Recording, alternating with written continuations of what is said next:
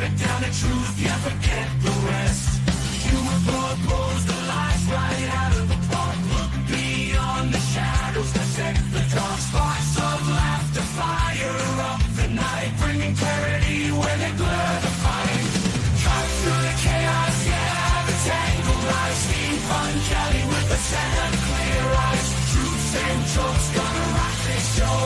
Step into light where the real facts glow.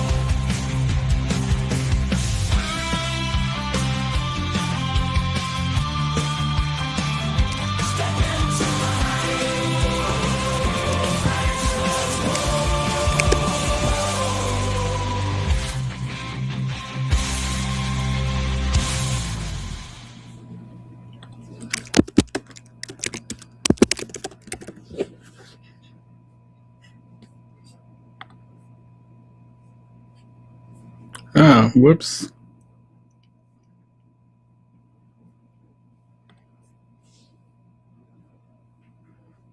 Hang on. I'm trying to figure out what I'm doing here. Something got messed up.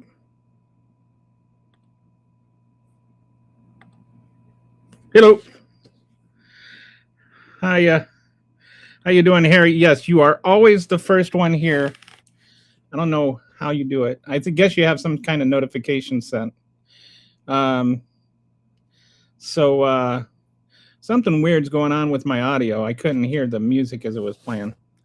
Hopefully it was playing. How are things going over there in the United Kingdom, my friend? I want to actually. I should make sure my audio is working.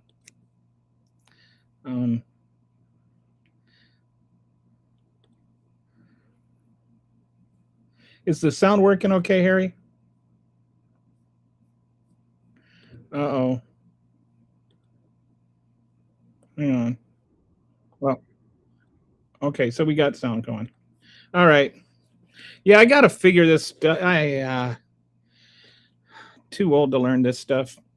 Anyway, the other app I used was much better, but it was also much more expensive. It was like really, really expensive. So some stuff that's going on. Donald Trump. Wait, what is this? Okay, my prime minister has made a lot of money in spending commitments in 3 weeks. Oh, $10 million. So he's on behalf of that's the country spending the money. See, we're used to seeing things like Donald Trump made, $10 billion this week. And it's like personal income off of selling pardons and stuff. So 10, it's all those zeros. Hundreds, thousands, millions, $12 billion. $10 billion in euros. It used to be more than 12, or I guess we're not doing well against the euro these days, are we? It used to be closer to even. I don't keep up on the exchange rate, though. Anyway, Donald Trump. Okay, so a few things before we get into the main thing today, which I wanted to talk about the economic impact of mass deportations being exactly what I always said it would be. But now there's some studies coming out, and it's really, really bad. And I want to talk about that because it does matter. But before we get into that, yeah, you guys use pound, or no, is that pounds? Yeah, I'm sorry. That's right. You guys left, right? All that Brexit stuff. Man, it's a Monday. You got to give me some slack, Harry. So first thing that's we can talk about a little bit is Trump's ballroom it's costing $900 million. It went from free to $900 million. And now he's trying to declare that it's just like It's all for defense. So he doesn't need any approval at all. It went from just being like a place that dignitaries could dine to, well, he needs this or else he's going to get assassinated. While he's flying around on a plane that had no security and he's got to like duck into the catering cart and hide. Seems like he's only worried about national security when it, feeds his wallet. We literally put a clause in the Maastricht Treaty that we can keep using the pound even before Brexit. Yeah, I thought you did. Hamburger is double here from last week. I went shopping. Wow. Is it really? I haven't bought any hamburger this week, so let me check something out real quick. I'm just going to go to HEB and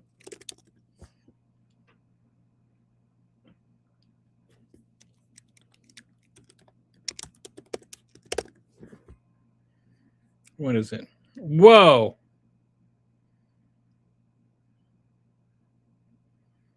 Okay.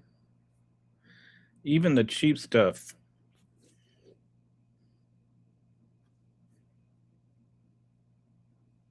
Even the cheap stuff, like the 70% stuff, is like $5 a pound now. Yeah. Wow. The 80% is $6 a pound. Man. And I live in Texas, where I imagine it's a little cheaper because, we have pretty good cattle farm here. You can buy a 10-pound log for $41.99 of the really cheap 73% stuff. I remember when it was less than $2 not that long ago. I usually get a 90%, 6% ground beef. I couldn't even get 80%. I've been thinking I might do it like the thing RFK Jr. does, but like do it for real, where I can like make food that's good for you, but is not like incredibly expensive. So this weekend I made some bread that was I used hard red, hard white, and rye. It was my first experiment with rye bread. And it's so good. It's like the perfect sandwich bread. And what I've been doing lately now is I got these chicken breasts from Amazon. I got a really, really good deal on Amazon, $1.29 a pound for chicken breasts, if you can believe it. And so I roasted those in the oven, and then I sliced them to make like my own chicken deli meat for $1.29 a pound instead of like the $7 a pound that it costs. And it doesn't take that much work. But yeah, I had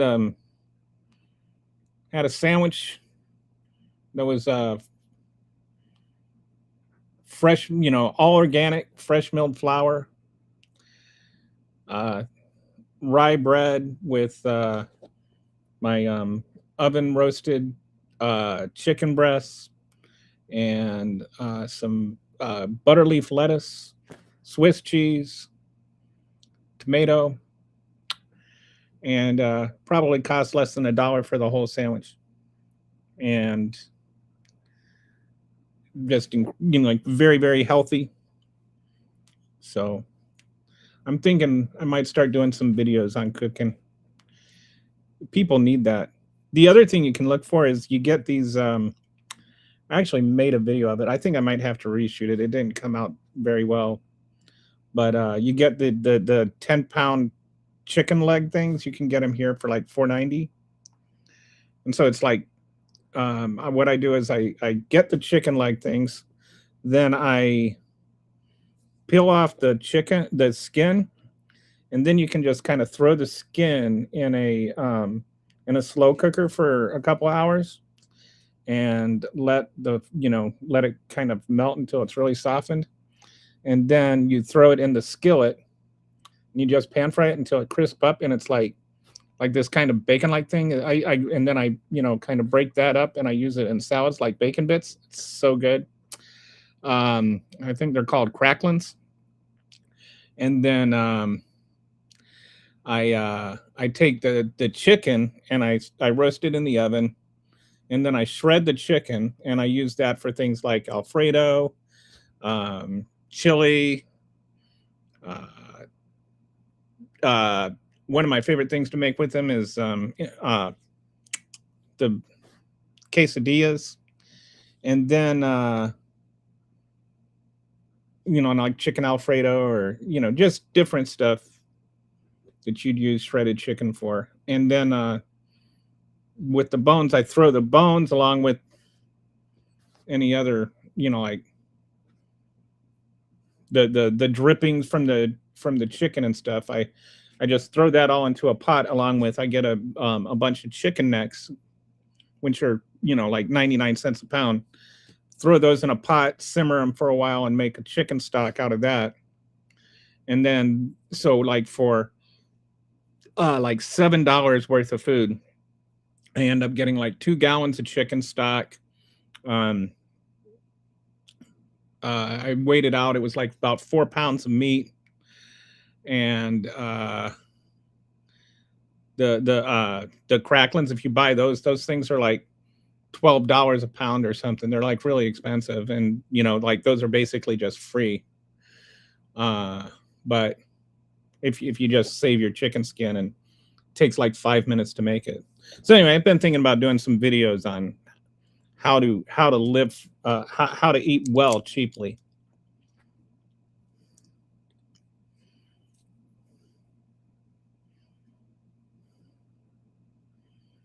So forever, a pound here there was 20 shillings. Each shilling was 12 pence. So a pound was 240 rather than 100 pence. How about Mike Pence? How many Mike Pences were in a pound, or how many pounds are in a Mike Pence? It's not that fat. I bought chicken instead. I don't blame you. Hi, Wesson. How you doing? So we use base 12 and base 20 currencies simultaneously. I could never figure it out. Did I ever tell you I lived in England for 3 years, Harry? When my dad was assigned to Millenhall Air Force Base. I was a kid, but I can never figure out what, I remember I had the 2 pence piece. Like, I'd go around and I'd polish people's mailboxes as a kid for 2 pence. Um, like the those brass mail polishes, or brass mailboxes, this that you open up from the slot things. I know you know what I'm talking about, but we don't really have those in America. But yeah, I started working when I was like 9. I'd walk around, knock on people's doors with a polishing cloth and some brass. So I'd be like, I'll polish your mailbox for 2 pence. And then I'd make enough money to go over to the BPO. And it was called the BPO. It was like across the street from the base. So I'd go over to the BPO and I'd buy, like candy and stuff. I'd buy the Penguin candy bars. Secret Service code name for the catering part was Panda Express because it contained orange chicken. I've heard so many good orange chicken jokes. Cook your own foods. Yes. I find cooking food is like a really healthy way to eat. You know exactly what's in it and what's not in it. I've noticed a significant uptick in homeless asking for money on my way every morning. It's so sad. It is not. Donald Trump has not been good for the economy. And I feel like we're missing how bad it is for most Americans, because the way that we measure the economy a lot is in the aggregate, and not in like the minutia. And so what happens is we'll say consumer spending is about the same.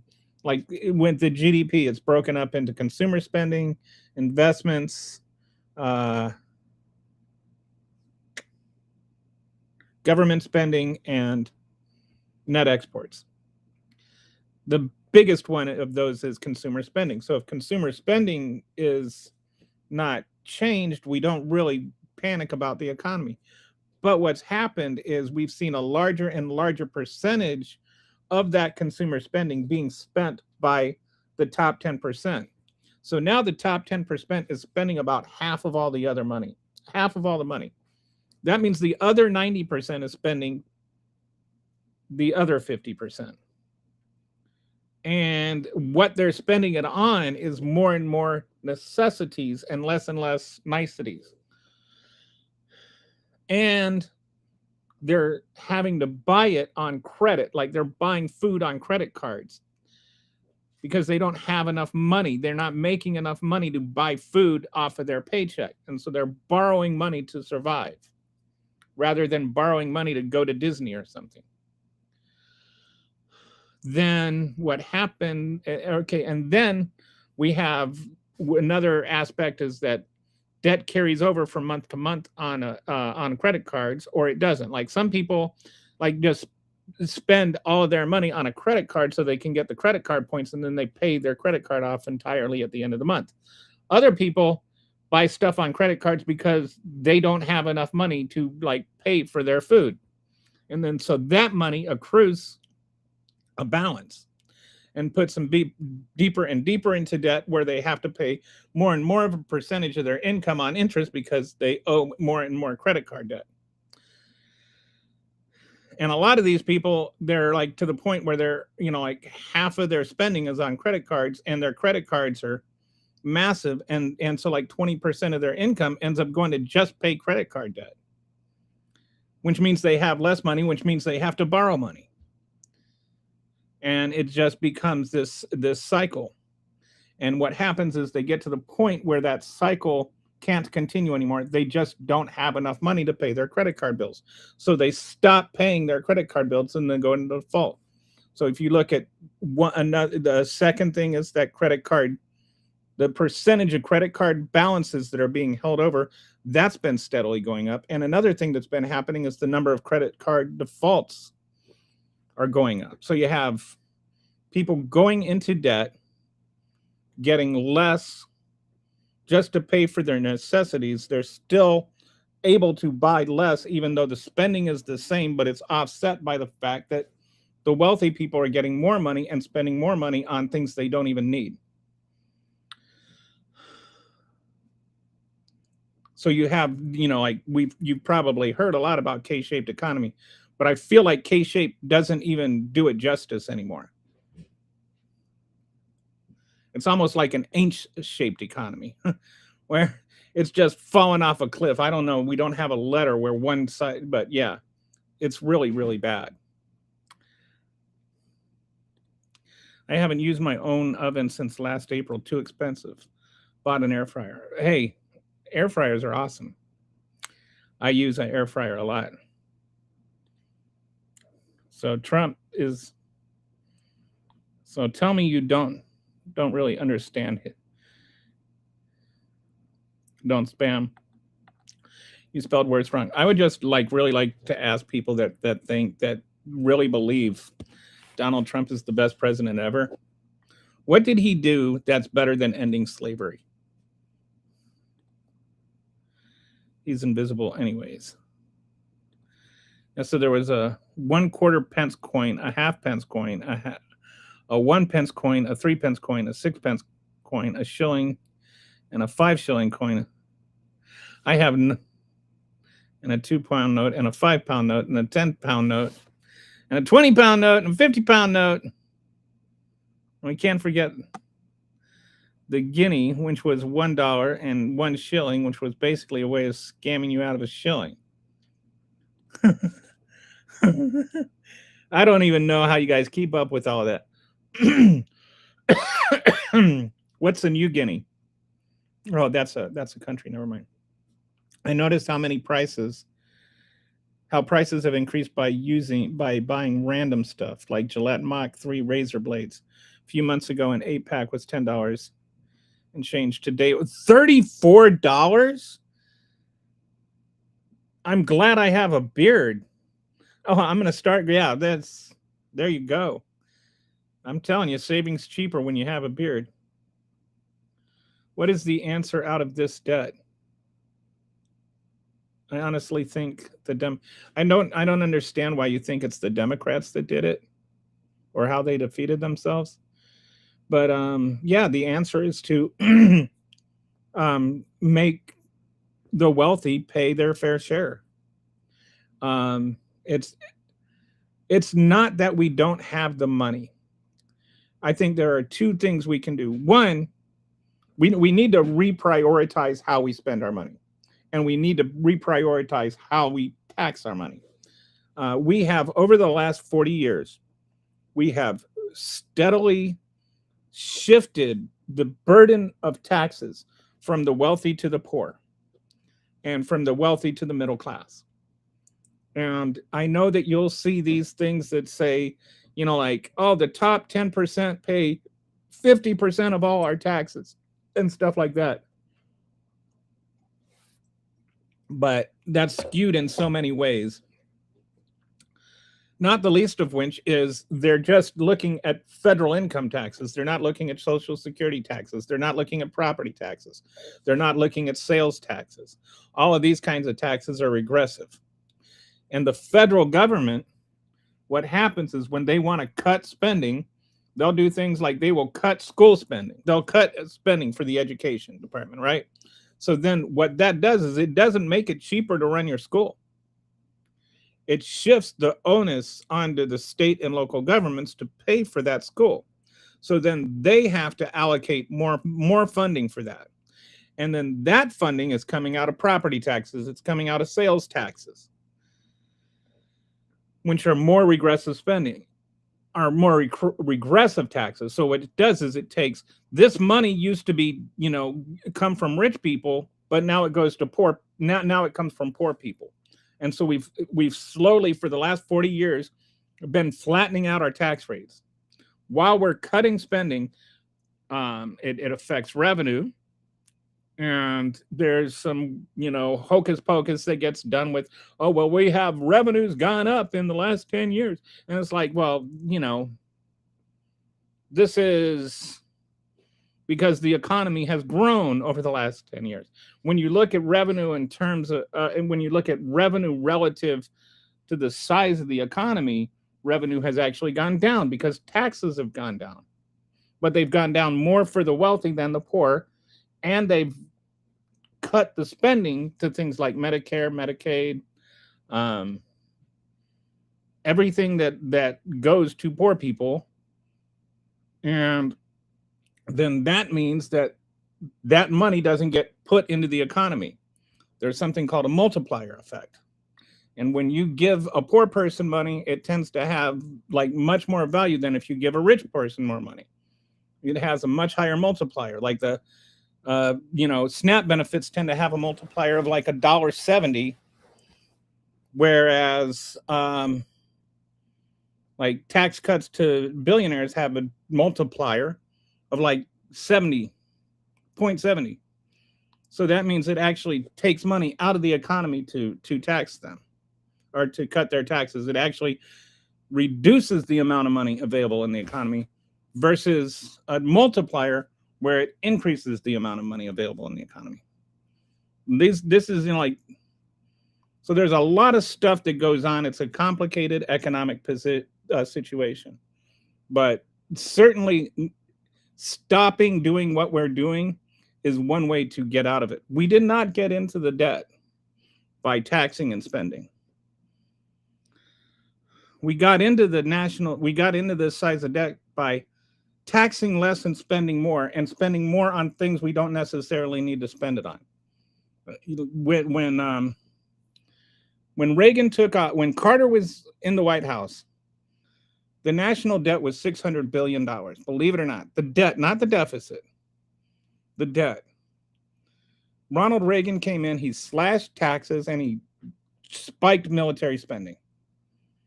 And those two things are what caused the national debt to start going up. I think it quadrupled while he was in office. And then everybody wants to blame it on the Democrats. But go and look at history.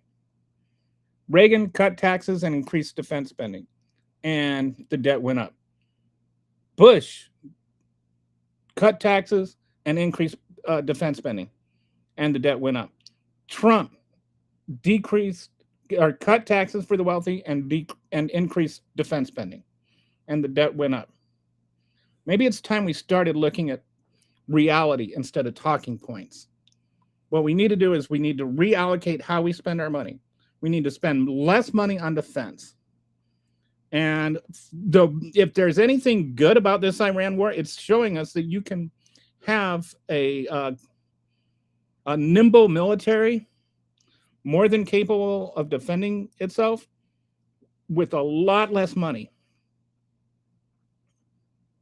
I was thinking today about the Revolutionary War. And what was interesting about the Revolutionary War is England, sorry, Harry, had this old way of fighting where they would, line up in these columns and rows, and they would march, and then they would, that's how war had been fought for the last, couple of hundred years. That's the way of fighting that had conquered the world. That's why the sun never set on the British Empire. And then the American revolutionaries had this kind of guerrilla style warfare. They didn't line up to be shot. They were creative. And that's how we won a war against the mightiest military in the world, with, really what was kind of a ragtag bunch of, people that didn't even have military training. We changed the way the warfare was fought. And that's what's happening in Ukraine right now. And that's what's happening in Iran right now, is they're showing us that warfare is being fought in newer ways. And we're sitting there trying to shoot down $20,000 drones with $20 million missiles. And so we cannot just keep spending money like this. So why don't we just make the shift and spend less money on our military and do it more intelligently, instead of spending billions of dollars on stupid cosmetic changes on our battleships like Trump wants to do?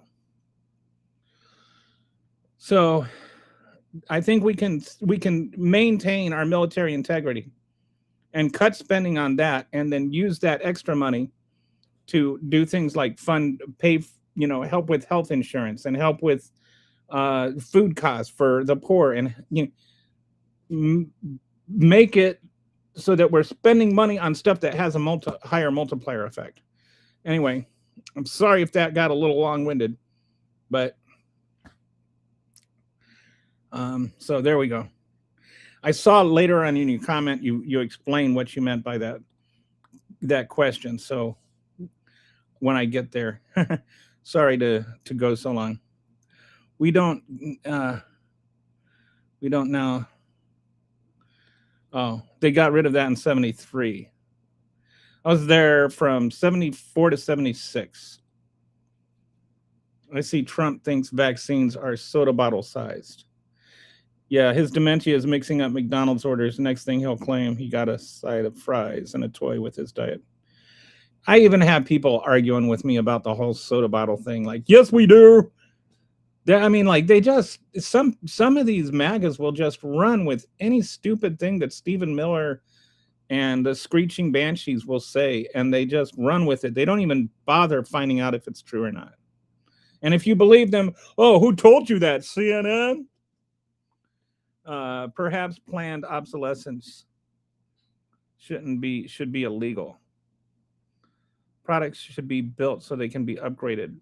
Raise taxes on billionaires and corporations. I mean, why is your tax rate 36%? I mean, that's so low. It is so low. And then people are like acting like if you raise it, then people are going to move to other countries. Like, where are you going to move? You could raise it and still have the lowest tax rate in the world. For the top, you raise it significantly.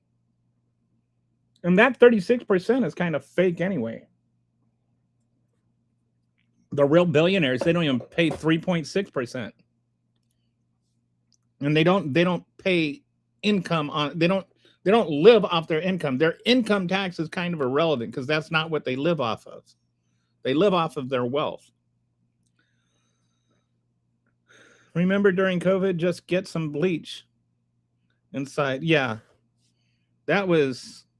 And then they tried to. He didn't say bleach. He said disinfectants or whatever. And it's like, if you look at his whole answer, he talked about bleach right before and right after. He literally did. It's like the oh, if you just look at this, as though in Mr. Word Salad, you gotta, if you really pay attention to his words, and but like then they get really exact, and like in this particular paragraph, he didn't say the word bleach. But then when he goes on these word salad, nonsensical, rambling things, well, what he meant to say, our top rate is 45. Our top rate is 45. Yeah. And I don't think you guys have all the tax loopholes we have either.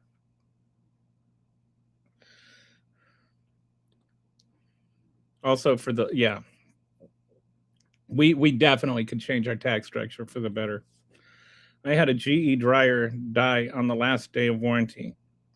Now that's planned. That's planned well. Because they were interested in getting rid of tax loopholes rather than the tax breaks. Tax rates. Well, they got rid of both. Well, they lowered both and they got rid of tax loopholes. Well, and they didn't get rid of, actually, they didn't get rid of tax loopholes. The tax loopholes are still there. Elon Musk is not paying money in taxes.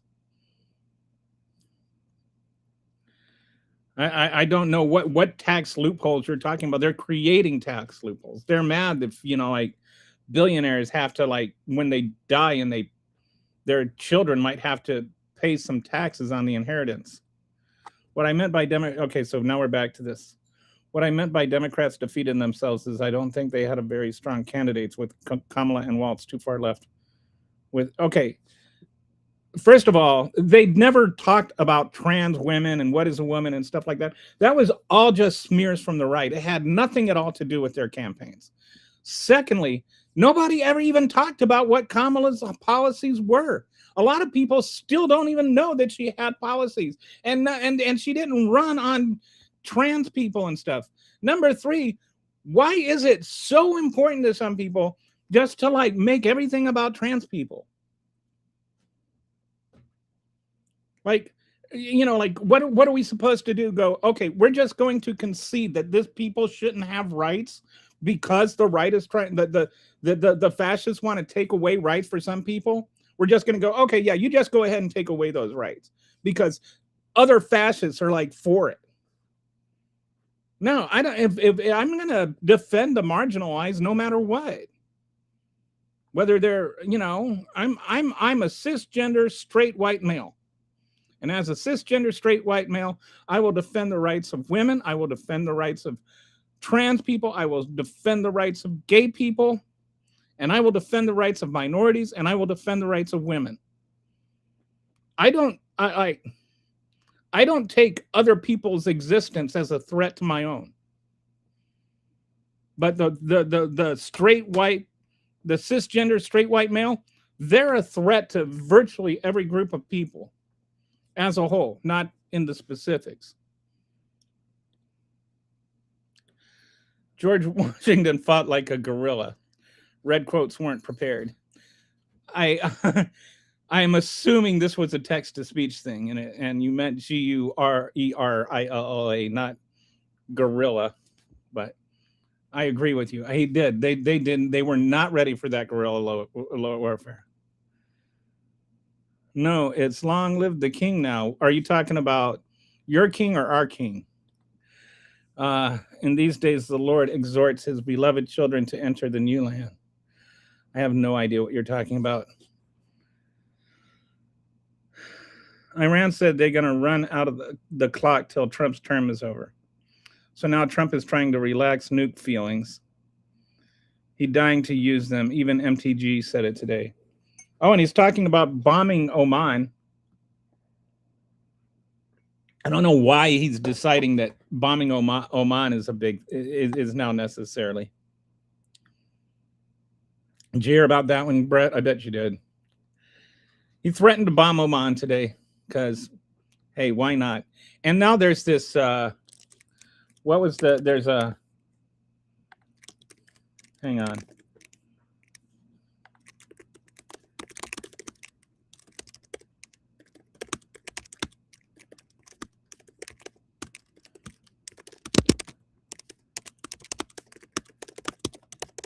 There's this there's it's kind of funny. I think I want to say Pakistan, Saudi Arabia, and Turkey made a pact, like a sort of a NATO type pact, where if you attack any one of them, then you attack all of them, and they'll all come to the defense. Well, this is important because Pakistan has nukes. So why are they making this treaty all of a sudden? Do you think it might be because Donald Trump is a warmonger and they don't want to get attacked? So Donald Trump is sitting there making these peace agreements while Saudi Arabia, but Saudi Arabia is trying to make sure that the U.S. isn't going to attack them.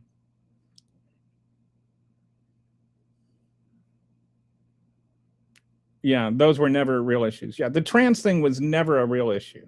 The only ones that made it a real issue were the Republicans. And honestly, I think if the Democrats made a mistake when it came to trans people, is they should have been more vociferous in defending them and presenting our other side instead of just rolling over and ignoring it. You never saw either one of them actually addressing the issue. It's like the whole communist thing now. That's the problem with the media. The media lets Republicans just run roughshod, say whatever they want. And then a Democrat says pi is 3.14. And they're like, well, actually, what about the digits that come after 4? Fact check. There are more digits that come after 4. Donald Trump says pi is 11. And they're just like, well, that's just Trump being Trump. And the French and Spanish and Dutch ran the America's Rescue. Yeah, well, we definitely had some allies there. And yes, and the American strategy was to make the war financially and politically unsustainable rather than actually win on the battlefield. Kind of like what Iran is doing right now. I see you're a little sensitive on this issue, Harry. Hi, that sucks. I often wonder why people buy the digital parts. Seems they could be cued or programmed to break or fail if they know when a part will break. Oh yeah, he's talking about the hair dryer. Yeah, it's almost like okay, like on the day, I've actually had stuff like within a week, but I don't know if I've had it actually happen on his day. Maybe so, but they still focus. They didn't focus on that though. They didn't. Like go and find me an ad where Kamala Harris is talking about trans people. Like they didn't focus on it at all. The Republicans focused on it. If anything, we should have fought back on it. We should have pushed back on it and said things like, the Republicans have submitted more pieces of legislation to prevent trans women in sports than there are trans women in sports. Why are they focused on those things when they should be presenting an actual alternative to how they could improve the economy? Why do they want, I think there's an actual case to be made there. Over 40% of trans teens try to commit suicide while they're in high school. Did you know that? 40%. 40%, that is a huge number. And the number one thing in reducing that suicide rate is acceptance. So instead of worrying about all this fictional stuff about, You know, like Bobby goes to, like, the second grade Bobby goes to school, a boy, and comes home Sally because the teachers like herded him away into an operating room, convinced him he was trans, and then turned him into a girl. And it's kind of nonsensical gibberish that Donald Trump and the Republicans were going on. They should have just said, gender dysphoria is a real condition, and that maybe we should let the doctors actually determine what they're doing here instead of having politicians make our medical decisions for us. No, his dementia is him projecting his own fluid bag of medicine treatment he is getting. That's actually a good word. That's a good way to describe Trump. Fluid bag. Donald Trump is a fluid bag. I could slash DOD budget in half and make an even more effective force, and they would finally pass an audit. And we would actually know where all the money is going. Good point.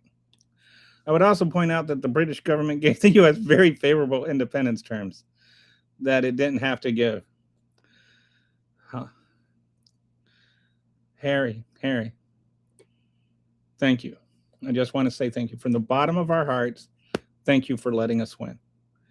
Did you see the back shot of his diaper yesterday? His pants were so damn puffy. It looked like a full load or even a toilet in there. I was thinking, remember how he talks about how many flushes it takes for him to, like it takes 7 flushes or whatever. I'm wondering if he's flushing his full diapers down. And that's why it's taking so many flushes. If billionaires even only paid 5%, it would generate $2 trillion a year. That's little to no taxes for the working class, and the free healthcare and new schools and infrastructure, and no national debt. I figured this out. If you were to tax just the wealth increase of the billionaires, then not tax their income, not do a wealth tax on how much wealth they have, just how much their wealth increased from one year to the next. And you were to do that, the top 10 billionaires in the country, just the top 10 billionaires in the country, if you taxed their wealth increase at the same rate that you tax the average median taxpayer's income tax, then you would more than offset all of the SNAP benefit cuts combined in just in 1 year. Like they act like the rich are paying their fair share. What do I mean when I say paying their fair share? I mean paying their fair share instead of just trying to get by with this. Well, they pay this percent of their income. Well, like Elon Musk does not live off his income, you clown. Not you, a clown, WT. I mean the imaginary clown I was arguing with just now. POTUS should resign for ruining the world economy. Among other things, digital dryers, not parts.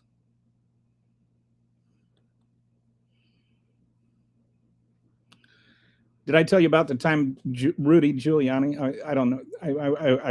Anyway, Rudy Giuliani blocked me. As long as we're on the subject of hair, Rudy Giuliani blocked me because I asked him if he would die for Trump, but I spelled die with a D-Y-E. George Washington was not a good general. He was a brilliant leader, but not a good general on the battlefield. Harry, we've moved on, buddy. We've moved on.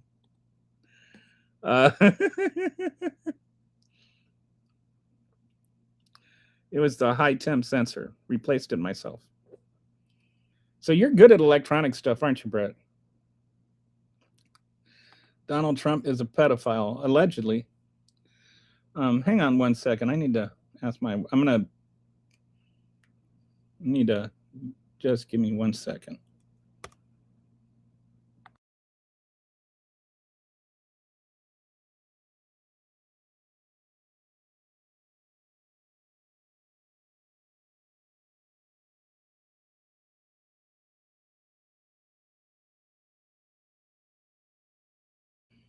Had to send my wife a message. Needed her to bring something in for me. AIPAC wanted Trump back in and gave the DNC their marching orders. That's why the Biden and Harris campaigns never had a real chance. I think it's connected to that somewhat, but I would say I think one of the biggest things that happened is, first of all, that the Biden and Harris campaign had to come up with a position that Trump never did, right? Or the Harris, not the Biden Harris campaign, but the Harris Walz campaign. He could just come out and 100% and say, things like, we're gonna make them spill a gallon of blood for every drop they shed. Right? He could just lean all the way into genocide. Then Biden is trying to toe the line and say things, like he's actually trying to negotiate a peace agreement. And when she did, by the way, remember when he left, there was a ceasefire going on that was more effective than the ceasefire that's going on right now. And before, like, another million or so people got run out of Lebanon, or run out of their homes in Lebanon. And I'm not saying that things were good in the Gaza Strip under Biden. I'm saying they weren't as bad. I'm not even going to say they were better. They were just less bad. I think there was no way he could win at that point. As soon as October 7th happened, there was no way he could win. Because if he comes out too strongly in favor of Gaza, then he's against Israel. And if he comes out too strongly in favor of Israel, then he's, like Genocide Joe. There was no middle ground. Either way, like you can't, no matter what you say, no matter how carefully you phrase it, no matter how carefully you frame it, you're going to have one side or the other try and misrepresent what's going on. And so there's like talk about, well, just have defensive weapons. Well, there's no such thing as weapons that can only be used defensively.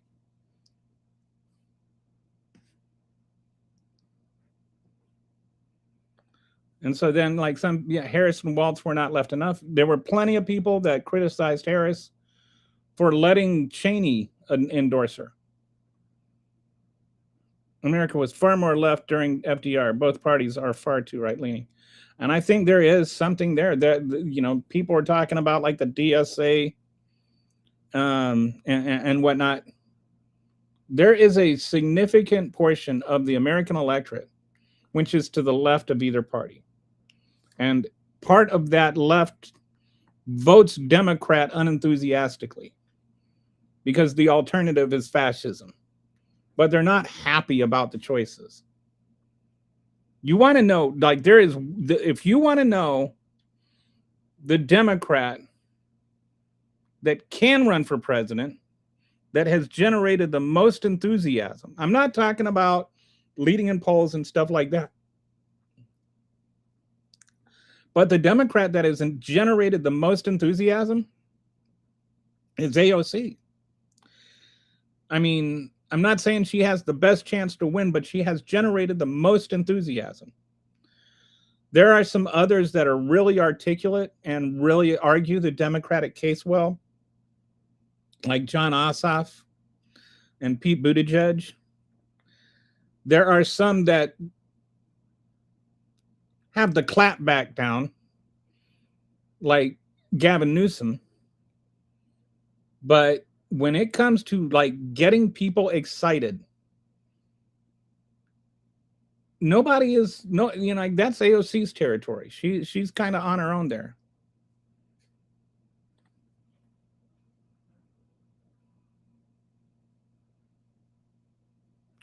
Tax. Oh, you're talking about the 50s? I don't know enough about tax law in the 50s to agree or disagree. I was talking about in the 80s, 90s, and like since the 80s. Um, that the loopholes have been generated more than cut, and they always talk about how they need to get rid of the loopholes, and then what they do is they create loopholes as they get rid of them, allegedly. Uh, doesn't pay to be an ally anymore. Yeah, all those people that were like all those corporations that were allies.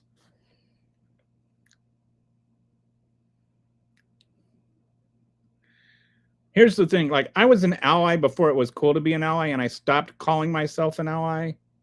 I never called myself an ally at all, but like the whole thing, about being an ally is just so patronizing and so kind of condescending.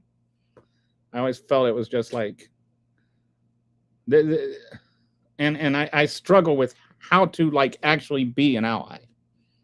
Um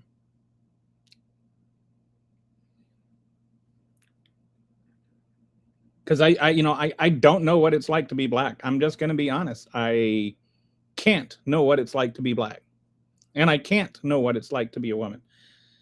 So like, as you know, my name is Kelly, and for about the first 10 years I was writing in the NBA, and I was writing for Bleacher Report. I didn't I my emoji, or my little icon thing, was a little dog that looked like a loaf of bread on a cutting board, and I said he's a purebred, and I intentionally left it non-discreet so that you couldn't tell what gender I was by my pick. Because what happened is a lot of people would assume I was a woman, right? I'd be talking about basketball, and people would assume I was a woman, and then they would say, "You're a woman, what do you know?" And then somebody, like I'd point out, "No, I'm a man." And they would get, "Okay, well maybe you do know what you're talking about." Like, it's amazing that just the addition of a penis somehow made my basketball knowledge more acceptable, even though I was saying the exact same thing. But I left it that way because that's the only way that I could even have a remote idea of what it was like to be a woman. And that's just one kind of discrimination in one particular setting. And I didn't have to worry about people grabbing my ass when I walked past. So, but at least I had a notion, that a reminder that women have to deal with crap men don't have to. And then you see people, Obama only won because he's black. What a ridiculous statement.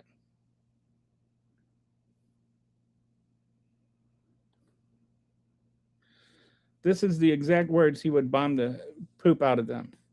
He actually has gone cold on South Korea. Oh, yes. So now he's all mad that South Korea won't come join him in Iran. He's like, thinks that if he decides that we're going to war in Iran, Europe has to, any ally of ours around the world is supposedly has to come and to our aid. And you compare that to this, I just now kind of occurs to me how this is the opposite of what George H.W. Bush did, right? George H.W. Bush, everything was the opposite. Iraq invaded Kuwait, and so then George W. Bush said, "No, you can't do that. Nations have rights to their own existence, and you can't just go around invading other countries willy-nilly." And so he got the UN, he got the entire world to come together in Iraq, push Saddam Hussein out of Kuwait, and then say, "All right, now that you're back over there, war is over." And It's such a dramatic difference, right? He united the world to defend a nation's right to exist. Donald Trump wants to just annul a nation's right to exist unilaterally and then act like the whole world is supposed to get behind him in doing it. And I am not a Republican, and I am no like I met George H.W. Bush, marched in a parade for him when I was in Italy. I shook his hand, and I was like, "Nice to meet you, Mr. President." And he said, "Thank you for marching in this parade." I was like, "Oh, it's an honor to be in a parade for the president." And he says, "Did you vote for me?" I said, "No, sir. I voted for Dukakis." I was like, "But I'm still proud to." I'm still proud to march in the parade for my president. And he said, well, good for you for participating, and doing your duty and voting, something like that. And it was a cordial conversation we had. And it was just crazy. It was just crazy. But I didn't vote for him. I didn't like him. I did, but I will say this: he did two things, right? He did increase the taxes a little bit, he added the new taxes. No new taxes. Remember, it lost him the election. The other thing he did was the first Gulf War, which is the only war that we have participated in where I can agree with it, because he was defending a nation's right to exist. This is what we should have done with Ukraine. No one trusts the U.S. anymore because Trump lies, and that's true. That's true. How can you trust Trump? Trump won't even keep his own deals. Trump broke a deal. He brokered a deal with Mexico and Canada, and then he broke the deal with Mexico and Canada. And he insulted the deal. When he made the deal, he called it the greatest thing ever. When he broke the deal, it was stupid. Hang on.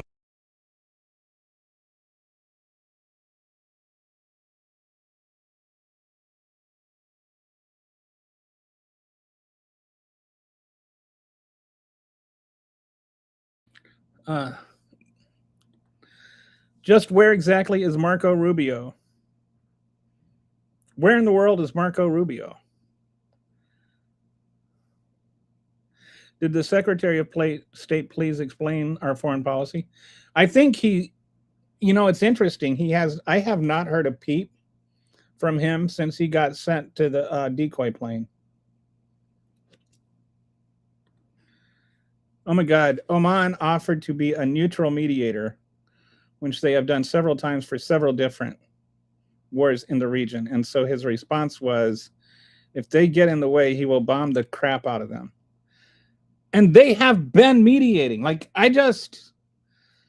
This man is a horrible human being. And he thinks that he's not content to be king of America. He wants to be king of the world. Yeah, the 1950s tax myth of 90% before the closing of tax loopholes was closer to 41% tax loopholes were civil. Yes. So that's true. No, they were never paying 90%, but they still were paying more. And there are still tax loopholes. But we have steadily since Reagan, the overall tax burden has steadily flattened out. And yeah, so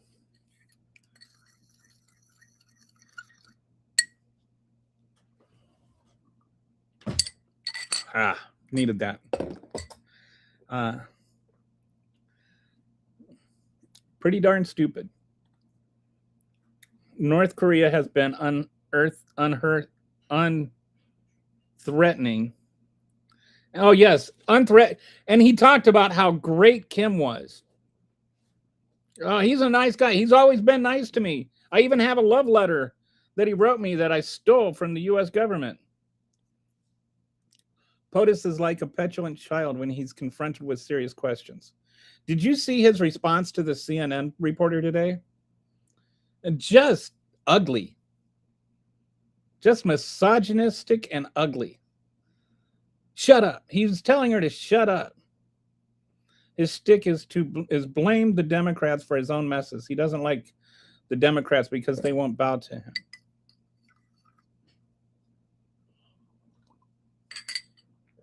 He doesn't like anybody that won't bow to him. And the way that they look at it, anybody that it's not just that he doesn't like the Democrats because they won't bow to him. By the same sort of logic that they have, and I use the word logic very, very loosely, anybody that doesn't bow to him is therefore a Democrat. Get money out of politics. Shut off the revolving door between industry lobbyists and public servants like congressional aides and congressmen. I agree. If you ever get a chance, there was a documentary on GE back in the 80s. And there's something called an iron triangle where it's like between lobbyists, the government workers, and businesses. So it's like you go and you lobby for your business, for the industry, right? You lobby for GE to get government contracts, and then the corporation goes ahead and funds your campaign. So then you become a congressperson and you pass all the laws that GE wants you to pass, right? And then GE, then you step down from Congress after a few terms, and then you get appointed to the board of the company. And this stuff would cycle around. You could, like, be a representative, like you can be on the board of the company, and then you get appointed some government position by the executive branch, and you work in the government for a while under a certain president. And then you go and you get paid millions and millions of dollars to be a lobbyist for the same company. It all circulates around, but this sort of iron triangle, it's called. I think let me see if so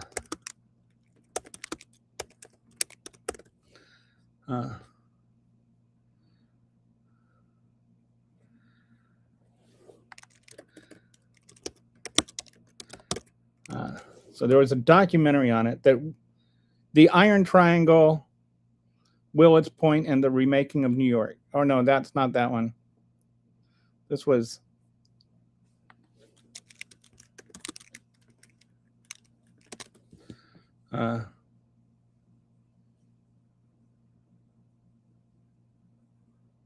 yes, Deadly Deception. General Electric nuclear weapons in our environment.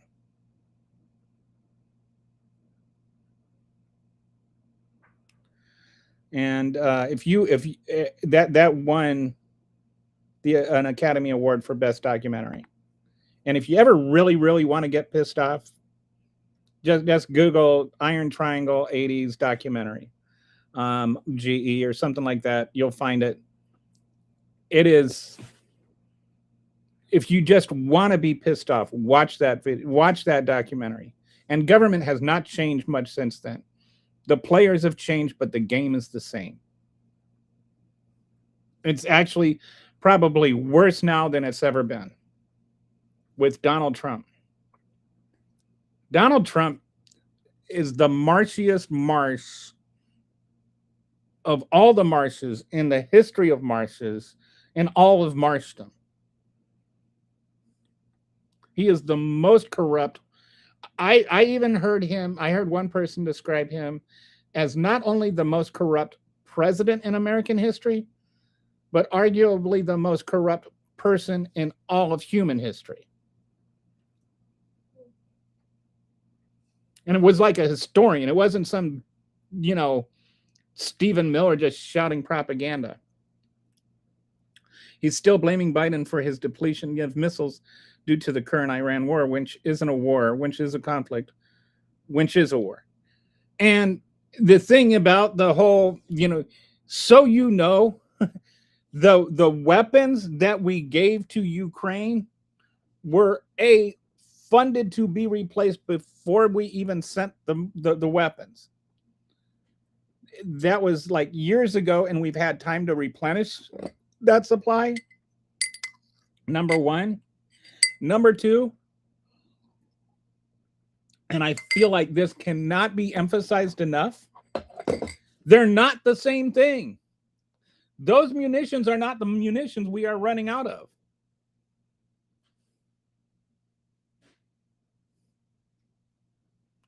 It's like, let's say you're going to make some chicken soup, and you got the vegetables and you got the chicken, right?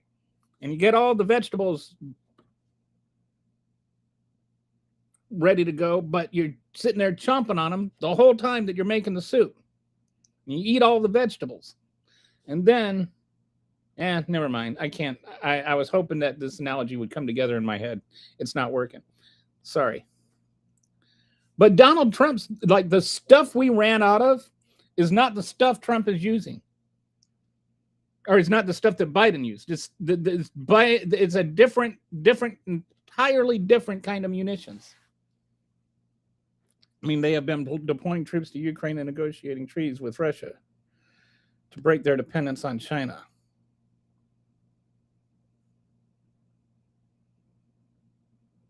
Iran has? Who are you saying is deploying troops to Ukraine? Or North Korea? Or no? Oh, no, okay. North Korea is deploying troops to Ukraine to help Russia. Gotcha. Yes. It's almost like we're stuck in the Star Trek mirror universe. Yeah, that's the one with the evil Spock and evil Kirk. Yes, and evil Spock and evil Kirk are sitting there saying that, like, good Spock and good Kirk, they're the opposite. They're the mirror universe. Some of these talking points from the right are just like so upside down that it's like, just, have you ever read a book, Stephen? They're literally busy not sat there in the divine aura of Donald Trump. Kim Jong-un is playing Trump like China, Israel, etc. Yeah, all the despot, authoritarian dictator types have learned to play Trump. Bibi plays Trump. Kim plays Trump. Putin plays Trump. All you have to do to play Trump is tell him he's awesome. And if you tell him he's awesome, he'll do whatever you tell him to.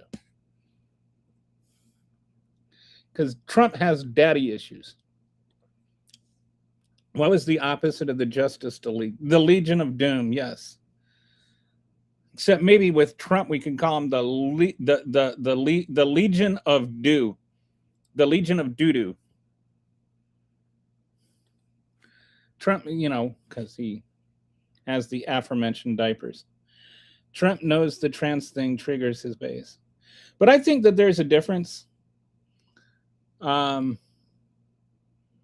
I don't think it works anymore. It's one thing to, like, sit there and get your, because as much as they, like, complained about the economy and stuff, the power of your dollar actually went up under Biden. Or, like, you had more buying power when Biden left than when Biden took office. And I'm not talking about this as a talking point. I'm just talking about it as matter of fact. Like, income went up faster than inflation, even though inflation went up over the last 3 years. There was just that one brief spike for only a couple of months that had nothing to do with Biden, but all the economy, other than that spike, was actually really strong under Biden.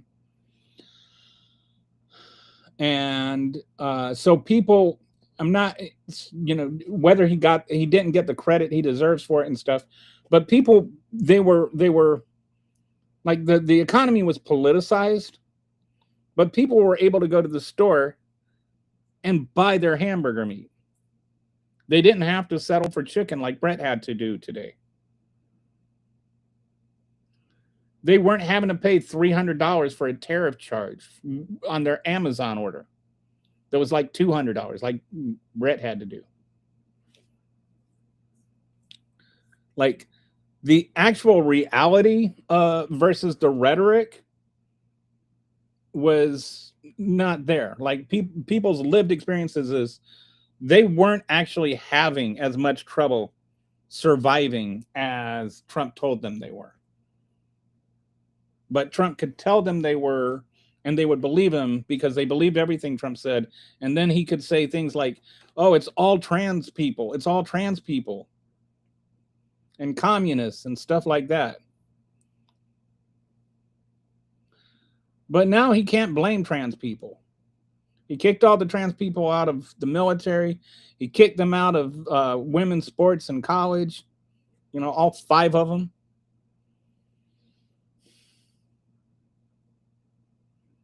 And didn't do anything for grocery prices. So I don't think that the trans issues are going to work anymore because there never were any trans issues, and doing all this anti-trans stuff has not helped anybody pay for their groceries. I was reading about there was this family in Colorado. Energy prices are up so much they couldn't pay their electricity bill, so their electricity got cut off. And was like a family of like 2 parents, 2 kids, and 2 dogs. I want to say it might have been 3 kids. Anyway, they died. They all died of heat stroke in their house. They just died because they couldn't pay for their electricity. So stuff like that happens, right? That is real experiences that people are having. People are having their electricity cut off in the middle of the hottest summer on record. People, and which makes the whole, oh, well, it was, freezing today. What happened to climate change and global warming?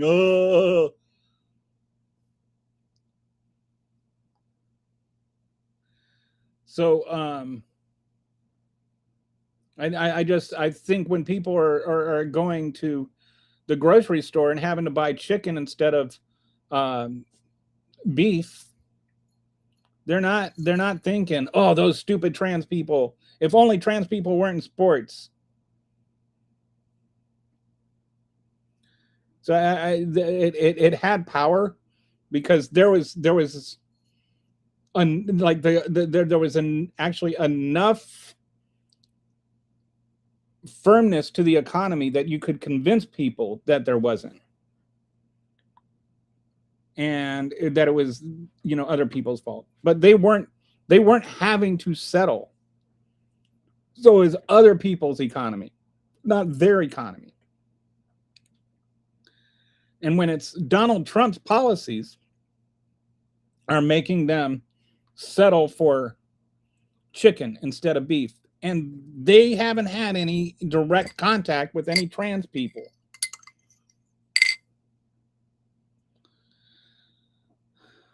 Fully loaded stuff like a baked potato. Never put the image of a loaded baked potato with Donald Trump's diapers again, please, because I like my loaded baked potatoes.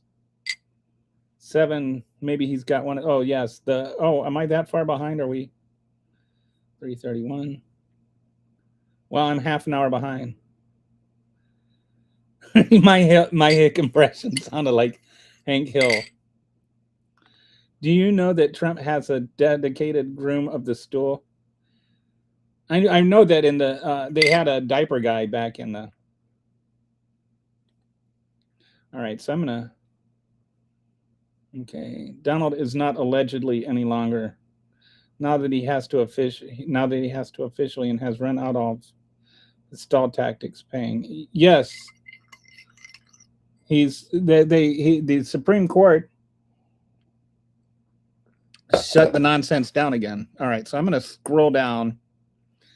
See, okay. AOC couldn't win the presidency, though She is a brilliant politician, but not a president. I'm not trying to say she is or isn't. I'm saying that she right now is generating the most excitement because she is generating enthusiasm from a group of people that have felt shut out of American politics. Yeah, I knew what you meant. A Bernie AOC ticket, that would be amazing. Bernie as a president, AOC is. No, no, no. Bernie is like another octogenarian. We need to like just enough old men.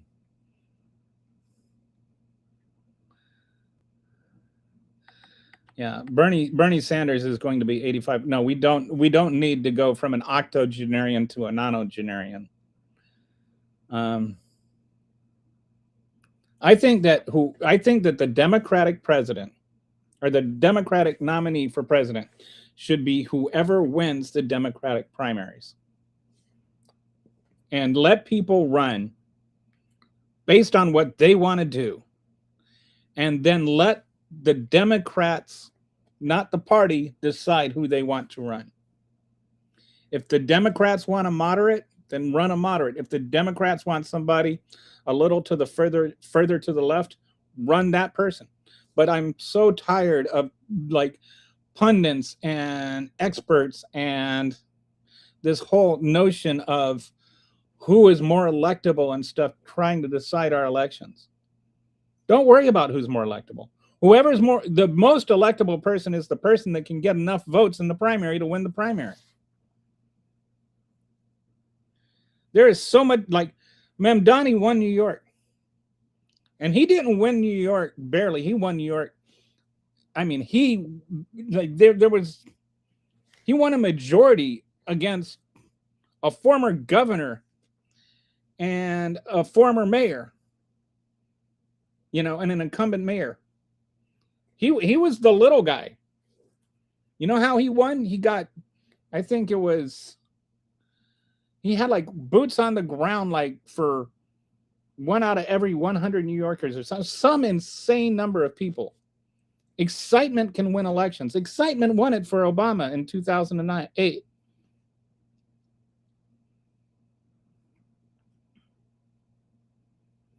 Yeah. I mean, for an 85-year-old man, Bernie Sanders is sharp, but he's still an 85-year-old man. Kelly for Prez.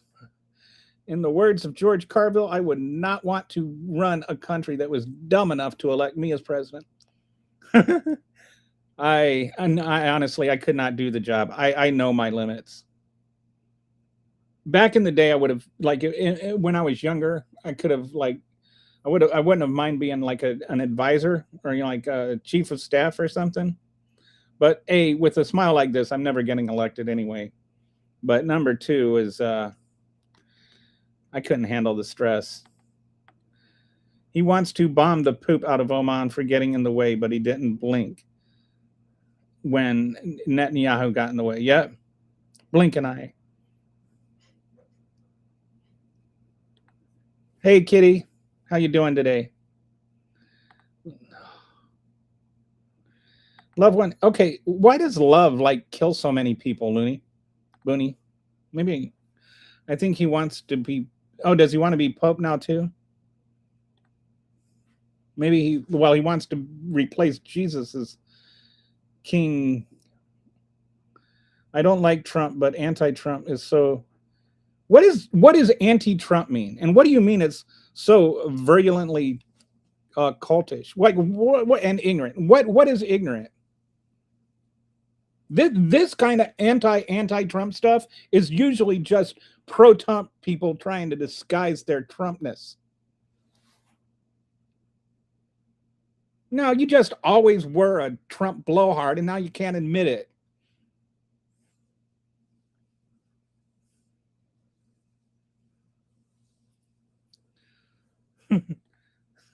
Sick of that. Brett says, "You're not even real, so fornicate off."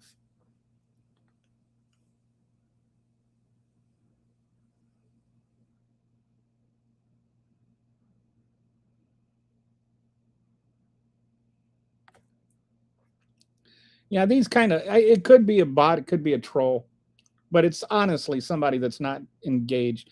Anti-Trump. Yes, yes. I'm anti-Trump because I don't think murder is okay. I'm anti-Trump because I don't think we should pay people that beat police officers trying to overthrow the country.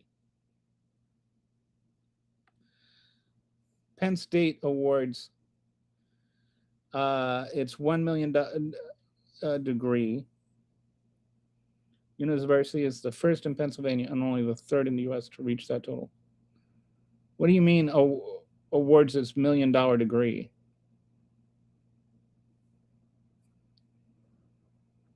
I don't know what that means. Uh,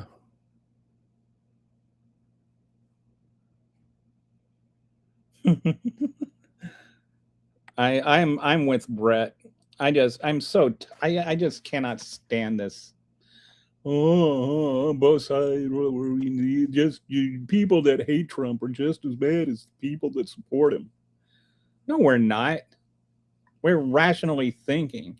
It's like if somebody is against slavery and somebody is pro-slavery, what is like? Does that mean that you're like the middle ground is indentured servitude? And so that unless you're for indentured servitude, forced indentured servitude, then you're just like an extremist. Like the middle ground is not always the moderate. The moderate is anti-slavery. Like I did. Oh, this. And the Democrats aren't perfect. I don't think they're perfect, but I don't think they're literal Nazis. Did you hear about the new army or the military is going to seize all this land and they're going to use it for like some sort of, I don't know what they're going to do with it. Something to do with rounding up immigrants or something. They're literally just going full on concentration camp. And it doesn't matter who you are, what your history is, whether or not you're even an American citizen anymore. If you're a brown person, you're going to end up in a concentration camp somewhere. We're heading in that direction.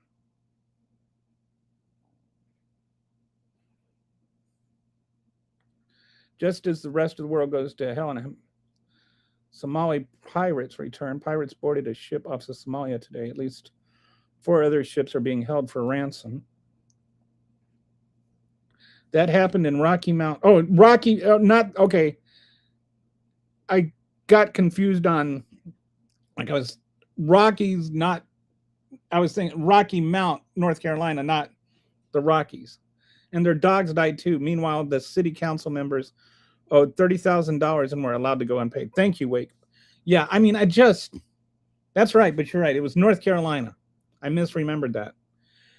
Um, wow. I'm expecting to have my power cut around January or February. Rent is $38.50 a month. While I live alone, power isn't getting cheaper. That's insane.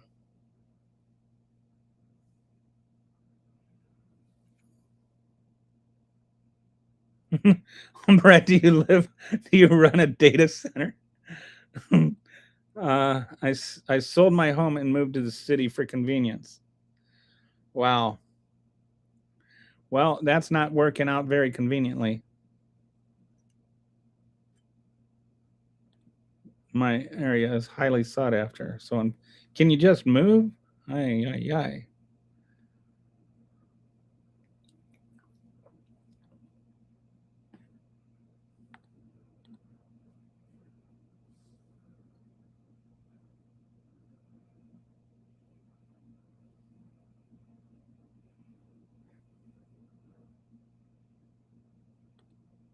Oh, 1 million students have earned degrees. Okay. I see what I was like, what are you talking? I was thinking like a degree costs $1 million. Now I was like, that can't be right. Your rent is double my mortgage. And this is the thing is like rent is not something that builds wealth. Mortgages are.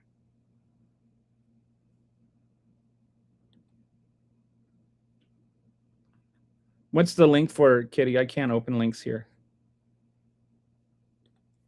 Yeah, I used to have a home and yard, all the toys, but distance drove me nuts. Yeah, if you live in a metro area like Chicago or Los Angeles or New York, it's like a good like 30% of your life is spent driving, and it's just so taxing. Or you can like use uh public transportation, but man, if you ever had to wait in Chicago for a train or a bus, and it's like the wind is like icy and it's blasting in your face and your teeth are freezing to your spit is freezing to your teeth and your eyeballs are freezing shut, it really sucks. All right, so here's the thing I wanted to talk about. um so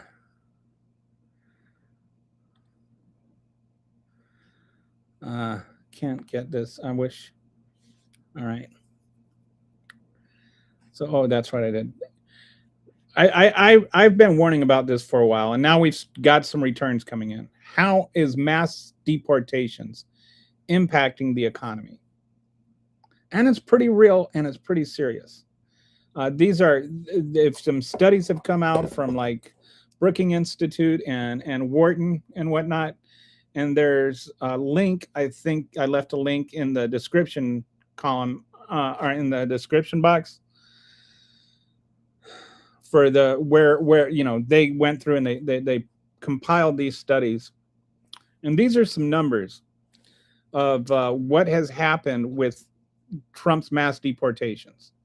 All right, and these aren't necessarily cause and effect, but I was saying if you do this, this will be the result, and they did this, and that's the result. So I think there's some serious reason to believe that there is some cause and effect.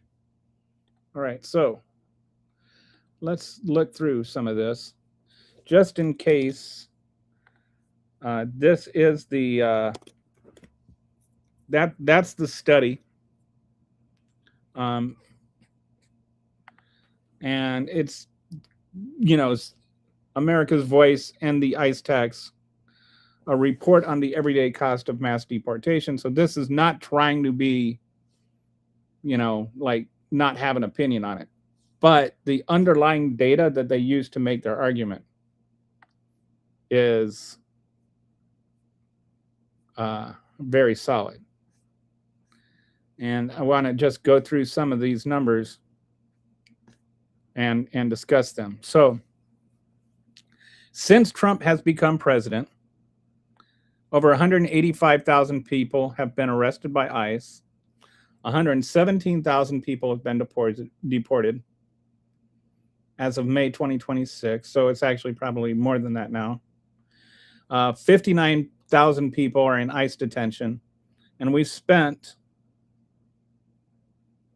or funded ICE $170.7 billion. Right? So we spent $170 billion on deporting 117,000 people.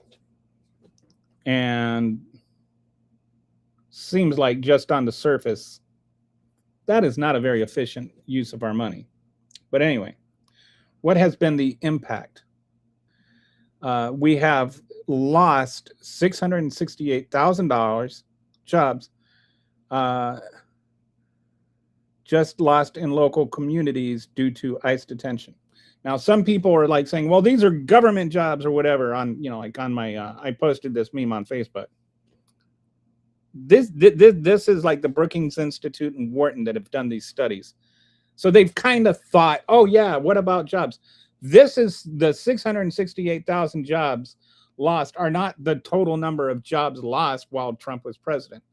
These are directly connected to, these jobs are lost as a direct result of mass deportations. And a lot of people don't seem to understand that just because you deport an illegal immigrant that's working in a roofing company does not mean that he was taking up a job an American wanted. He was actually taking up a job that no Americans wanted, but that an American employer needed.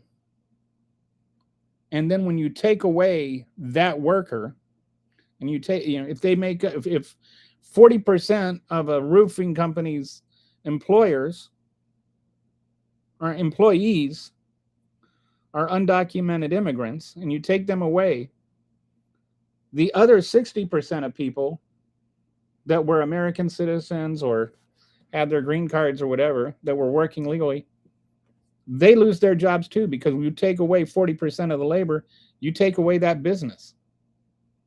And then you don't only just take away their business, you also take away the tiles that business was buying from Home Depot or whatever. And you take away all the other material they were buying from Home Depot or whatever. And so those companies that were making that money, they start having to lay people off. And Lowe's has to lay off people because they're not selling as much stuff. So there's this ripple effect. And we think of, you can't just, there's not an economy for undocumented immigrants and then an economy for everybody else. Undocumented immigrants actually have a positive impact on the economy. And I'm not just talking about taxes. I'm talking about the actual economy, because they actually do things. Like when they get paid to roof, they put roofs on. And when they get paid to process meat, the meat gets processed. That means the meat gets sold. Don't think that those increased beef prices are distinct from not having undocumented immigrants in those processing facilities anymore. I've been telling you that beef prices were going to go up because of that. And lo and behold, looks like I was right. And so of the 668,000 jobs that were lost, somewhere between 51,000 and 297,000 of those jobs were held by U.S. born workers, not just legal people, but actual U.S. born American citizens. And it has cost the U.S. economy somewhere between 3 to 14 billion in lost business spending due to enforcement. And then lettuce prices have increased 32.1%. This was before the whole Taco Bell diarrhea stuff. So May. Fruits and vegetable prices have increased 5.3%. So these are the things that, where the crops that can't be automated, that were heavily dependent on immigrant labor. Don't think that, it's just a coincidence that these prices went up right as we started deporting all the people that were doing all this work. The work doesn't get done. Instead, the food just rots on the farm, and then the farmer loses their business, and then the trucker loses his business, and then the grocery stores don't have the produce to sell. And so the price of food goes up, and people get hungry. And then another huge one is the 15.4% new home prices up in the Northeast. And that is not just due to undocumented immigrants, but when you look at 40% of the new construction homes are built by undocumented immigrants. Well, you take those out, it's going to make the high price of homes go up, because you're going to have to end up paying more, not just because undocumented immigrants were making less, but as there are fewer workers and there are fewer companies that have to pay more money, some companies start going under, but it drives the price of homes up.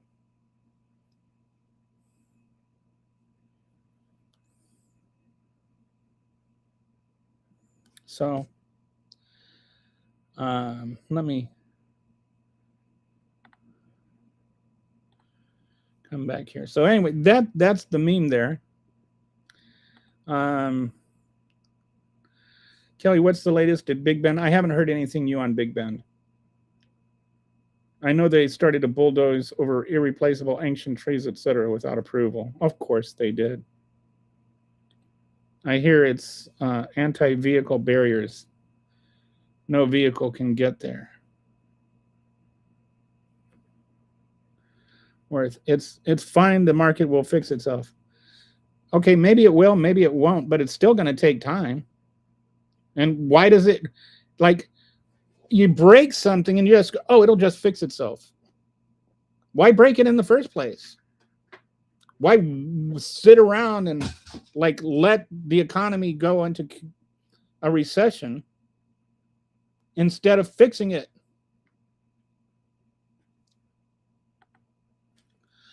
Due to shifting trends, Americans will fill at the positions they don't want before. The reason they don't want us because of low wages, which illegal immigrants will gladly take. Well, the illegal immigrants will gladly take the jobs that Americans don't want. Americans don't want those jobs, not just because they're low wages. Those are like, there's always going to be a job that Americans want the least, that is going to be the hardest to fill up. And those are the jobs that illegal immigrants are always going to want to take. So why not, instead of, like they say, steer into the skid, right? Why not steer into the skid? Why not make it so that immigrants can actually take those jobs legally? Then you can do more to protect those workers.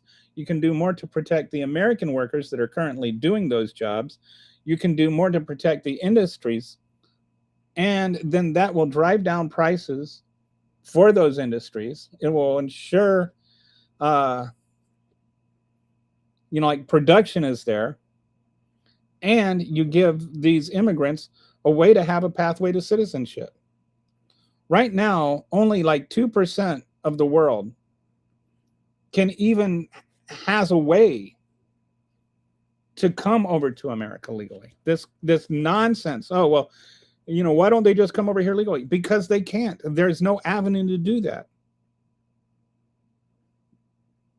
Now, a lot of these things, it's not just that they don't want that they want higher wages, dude, or dudette. I don't know if you're a dude or a dudette, but and then don't sit there and tell me educate yourself when you're just because you're repeating rhetoric that some ignorant right-wing podcaster told you. I'm not talking off this is Wharton, this is the Brookings Institute that I'm talking about here. They actually know what they're talking about. Wharton knows what it's talking about. Don't educate yourself. Don't say educate yourself when I know more than you. Higher wages means higher prices because the company owner is not going to take less money. Many have been saying millionaires and billionaires don't. I think there's this notion that the people who hire undocumented immigrants are these rich, wealthy people that are taking advantage of the workers. It's actually not always the case. There are some cases like that, but some people like just didn't go to college so that they could go out in the field and pick strawberries and do like the really hard menial labor. Some people can't do it, like physically can't do it. It's backbreaking work. But and then there's also like, oh yes, Americans just don't want these really crappy paying jobs where they have to work their butts off 70 hours a week to make ends meet. They're too lazy. It's their fault. Like, okay, if that's the issue, make it so that they have a working wage. Make it so that they have like better uh safety nets. Instead, we're sitting there, we're slashing even like basic workers comp laws and stuff like that.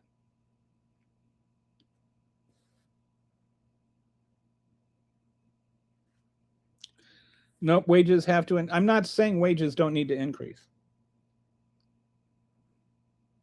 I'm saying that they don't that those jobs are not getting filled because of, like, wages are not the main reason those jobs are getting filled. I'm saying that, like there's a whole host of reasons. And just saying, well, if they paid more, how are they going to pay more? You've already got, did you know that, like, the average small farm, the average strawberry farm or whatever, the privately owned strawberry farm, they're only making $50,000-$60,000 a year themselves. So what are they supposed to do? Just operate at a loss?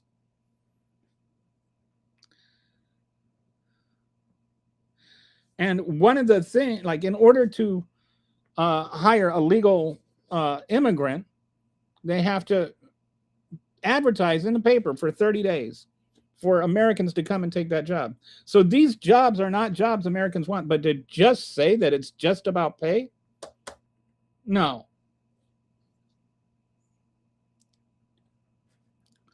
Well, you just march right in and complain to your boss and tell him you want higher wages.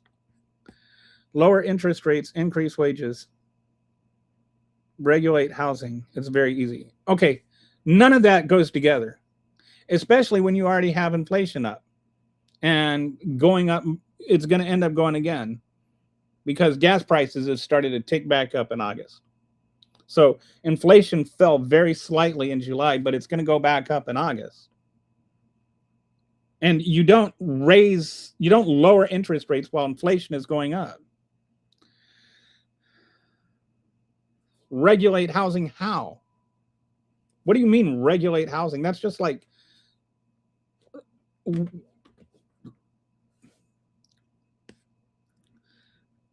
and then you say it's very easy, but that nothing you said goes together or is easy.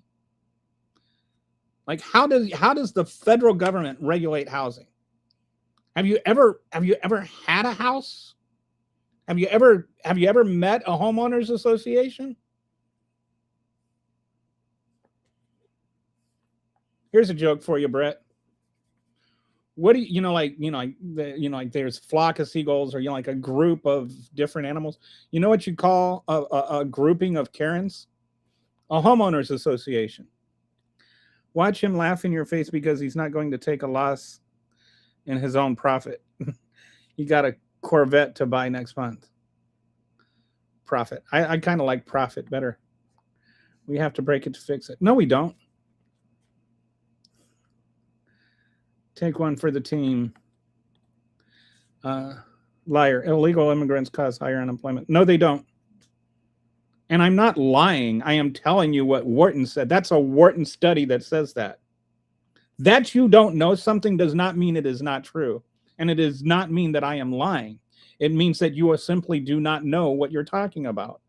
Do you think Wharton made it up? Do you think that the Wharton School of Business, one of the most respected business schools in the entire world, just made this up to like own Trump?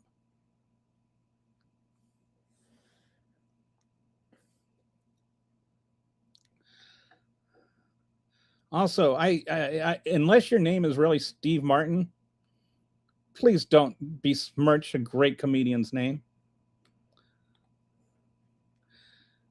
Oh, YouTube. He's a chomo. You could try using your brain instead of rhetoric and learn something. It's a good thing you didn't see what YouTube withheld in the comments. Oh, he's done. Good. The cost of labor has a limit. You can't pay people $20 an hour and still expect to sell a hamburger for $1. Exactly.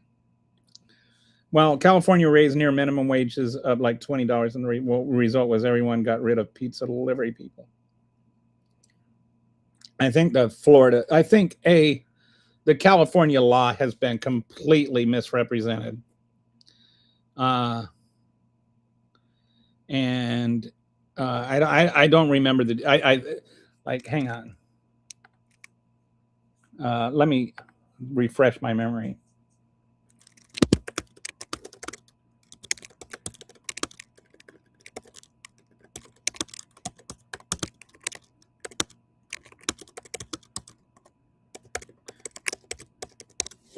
And I'd like to remind California is also the most expensive state to live. It's been misrepresented in several important ways, especially in claims California simply raised minimum wage to $20 and immediately destroyed tens of thousands of jobs.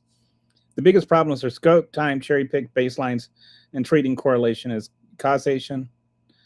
First, it wasn't California's general minimum wage. The law raised the wage floor to $20 beginning April 1st, 2024 for workers at covered fast food chains, generally chains with at least 60 establishments nationwide. California's ordinary minimum wage remained much lower. A lot of the early jobs loss numbers weren't actually measurements of jobs lost because of the law. Commentators would take a decline in California fast food employment from some conveniently selected starting month and attribute the entire decline to AB 1228. But employment was already moving differently in California before the law took effect. You need a counterfactual. What would California fast food employment have done without the law, not simply unemployment? So it's saying there was already a trend of these jobs being lost, but then they just picked up with a certain date and said, oh, look, all of these jobs were lost exclusively because of it. But then some of those jobs would have already been being lost anyway. This really is an academic dispute now, which is important. A 2025 NBER working paper by Clemens, Edwards, and Meir estimates roughly an 18,000 job reduction relative to the counterfactual, or about 3.2%. That's a legitimate economic estimate, not the simplistic headline calculation above. But UC Berkeley researchers using different comparison methods and increasingly granular establishment level data reached essentially the opposite conclusion. About an 11% increase in weekly wages with no detectable unemployment reduction. Their latest version was published in March 2026 and incorporates 2 years of data. So, according to Berkeley, it actually raised wages without a deductible employment reduction. And this is something I find has been consistent with raising the minimum wage, is sometimes there's an initial impact where some jobs are lost, but over time, see what happens is when you raise the minimum wage, it costs businesses more money, but it gives workers more money. And then the workers spend that money that they give, that they earn. And so you not just, these workers are getting more money, but that also means that they are buying more burgers, so to speak. Fast food prices exploded was also exaggerated. Berkeley's latest estimate is about a 1.5% price increase attributed to the late wage law, roughly 6 cents on a $4 item. That's a real cost, but considerably different from the impression created by stories highlighting individual restaurants that raise prices 10, 20%, etc. Workers unquestionably got sustainably more money. The disagreement is primarily over employment effects, not whether wages rose. So anyway, there's a brief summary of that. Generally speaking, the California raising its fast food worker minimum wage has actually had a better impact on the economy, and it only applies to like franchises where there's at least 60. So it's not like mom and pop shops are having to pay it. I've known several general contractors who have had great difficulty finding laborers. Long-term oil prices. I don't see them coming down anytime soon. Not when Donald Trump is sitting there threatening more wars in Oman. I've known several general contractors who have had great difficulty finding laborers that will stay. One had several college students work for a day and not even come back to get paid for that day. Oh yeah. Some of these jobs. Okay, first of all, the American citizens that you're going to find those jobs, they're the ones that couldn't find a job doing anything else. You know what they are? They're usually like college dropouts and stuff that are more worried about, where they're going to go drink tonight than they are about getting, like a good hard day's work in. or like working for the future. Day laborers are day laborers for a reason.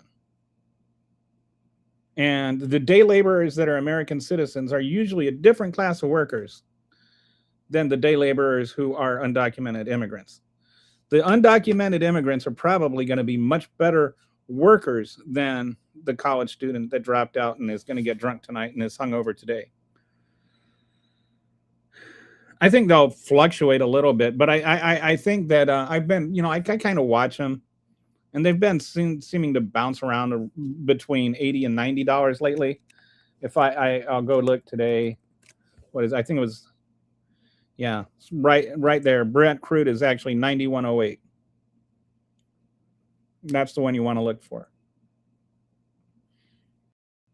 It's 256 over yesterday. Keep going up for a while. I think people are starting to get wise to Donald Trump's whole, dope things. I think people have acknowledged this war is not ending anytime soon.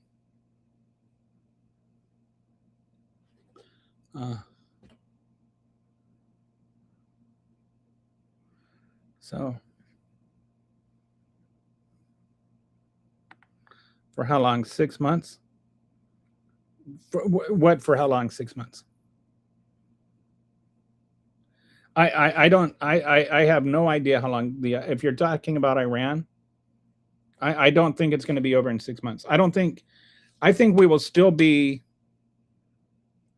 in this whole mess when Donald Trump leaves office in 2028. Because Iran has just given up on trying to work with the guy. And who can blame them? He's already broken like 3 deals with them. College graduates are not getting jobs right now. Those entry-level jobs that they used to get in offices are going away. Right. But they're not going to go move to, like Texas to work on a strawberry farm. That's the other part of it. It's not just what the job is, it's where the jobs are. My nephew just got a job, $55K just out bank. 55K is not that much money anymore. I mean, it's not, sadly. It's barely enough money to live off now. Entry level in Florida is okay. Well, might be, okay, what is the median?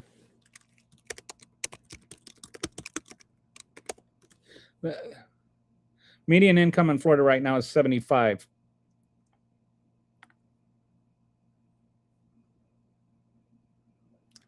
So 55 is hardly bank. Hey Ham, how you doing? I'm doing okay. I'm doing okay. I made, how I've been talking about my food journey. This weekend I made some bread, and I made pot pie. I've been, like when I was a kid, I always liked the frozen pot pies, but I wanted to make like an adult version of pot pie.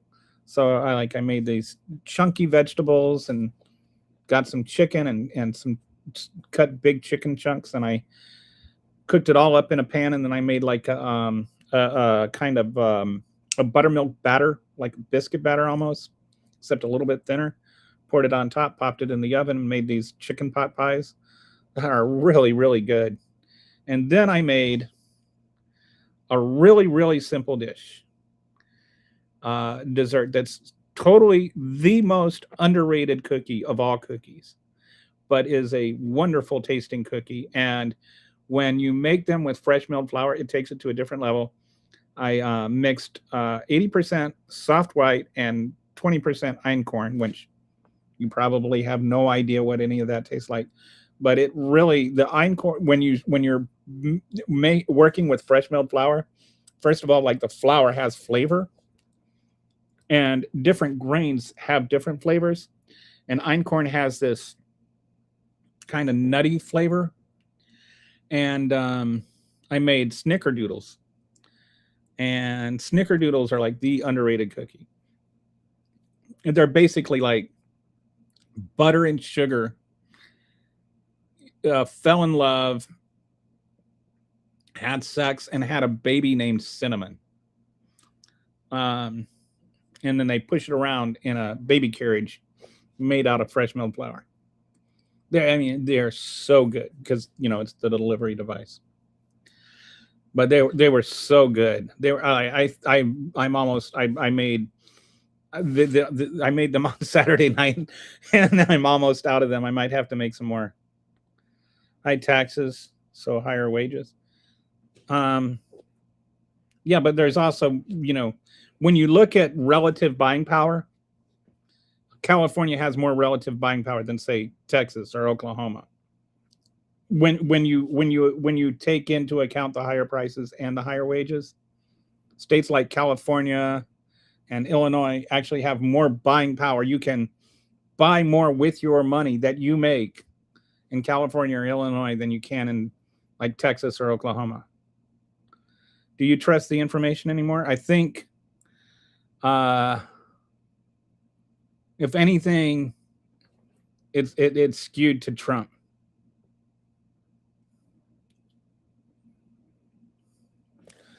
If anything, the numbers are being manufactured in Trump's favor.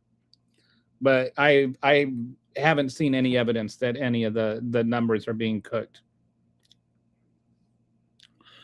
Where I live, even counter service expects a tip. When you click 0 on the kiosk, they look at you like they want to spit in your face. I've never had that, and I think that what happens with some of these things, with like some of these kiosk things, I mean, at least where I live, I mean, it's just they're just, like the guy that's at the counter didn't design the software to ask for a tip, and it's not my job to pay an extra wage. That's their job.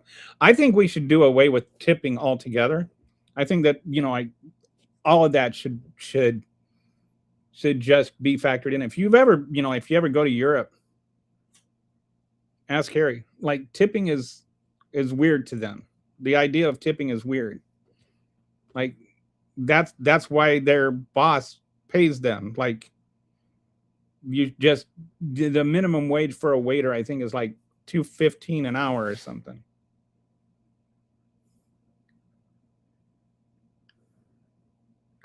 Yes. I don't recall what I was saying. No need for billionaires, 1 trillionaire. I don't even think there's a need for multimillionaires on higher taxes.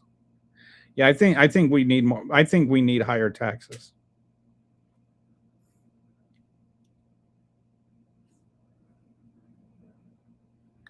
What $4? How much are you willing to pay for a pizza? I don't pay for pizzas anymore. I make them. Pizzas are even if you don't do fresh milled flour, just go to the grocery store, buy one of those Pillsbury crust pizzas, and some, sauce and some pepperoni and some shredded cheese, and just put together your own pizza, and it'll be better than anything you can. Most of the pizzas you're going to order online, and it's going to cost you a third as much. But my pizzas, I make my own dough. My dough is my pizza is better than any pizza you've ever had, Walter. I can promise you.